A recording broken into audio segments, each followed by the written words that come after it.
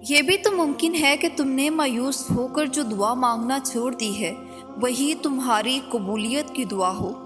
وہ چیز جو تمہیں شدت سے چاہیے وہ تمہیں تب ہی ملے گی جب تم اس کے لیے ہاتھ اٹھا کر فریاد کرتے ہوگے۔ کیا پتہ تمہارے نصیب کے اس صفحے پہ اللہ نے یہی لکھا ہو؟ تو اگر تم اس چیز کے لیے لڑنا ہی چھوڑ دو گے، دعا کے لیے جھولی پھیلانا ہی بند کر دو گے، تو وہ چیز کیسے تمہیں ملے گی؟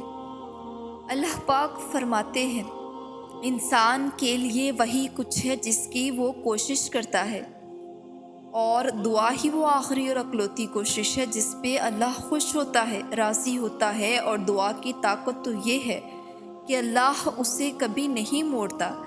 جو بہتر ہوتا ہے اس پہ کن فرما دیتا ہے، اور جو بہتر نہیں ہوتا اسے ہمارے حق میں بہتر بنا دیتا ہے۔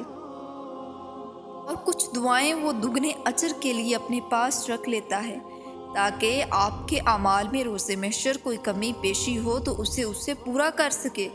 کسی بھی حال میں آپ کا برا نہیں سوچتا۔ اللہ ہم سب سے دور کبھی نہیں ہوتا، بلکہ ہم اللہ سے دور چلے جاتے ہیں۔ ایسا ہم جان بوجھ کر نہیں کرتے، بس کبھی کبھار ہم اپنے خوابوں کی تعبیر پانے کے لیے اتنا دور نکل جاتے ہیں کہ اللہ کو بھول جاتے ہیں۔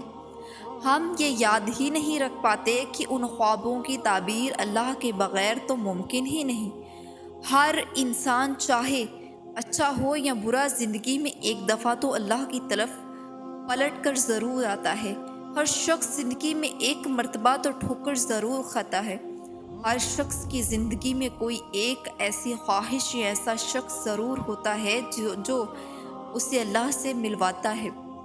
ذریعہ کوئی بھی ہو، غرض بس اس تک پہنچنا ہے۔ اور جو خود کو پہچان لیتا ہے اور جو یہ جان لیتا ہے کہ اللہ کے علاوہ کوئی اپنا نہیں اور نہ کوئی اپنا بن سکتا ہے، بس پھر وہ اللہ تک پہنچ جاتا ہے۔ وہ تو ہمیشہ روبرو رہتا ہے۔ اوجھل تو ہم ہوتے ہیں، ڈھونڈنے والوں کو وہ مل جاتا ہے، مگر مسئلہ یہ ہے کہ ہم اسے ڈھونڈتے ہی کہاں ہیں۔